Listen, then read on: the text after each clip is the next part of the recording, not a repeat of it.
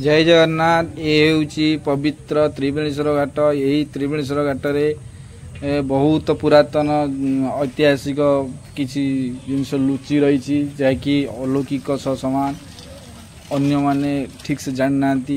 ये हूँ त्रिवेणीश्वर घाट। यही त्रिवेणीश्वर घाटर अर्थ हो बहु पुरातन समय जितेबले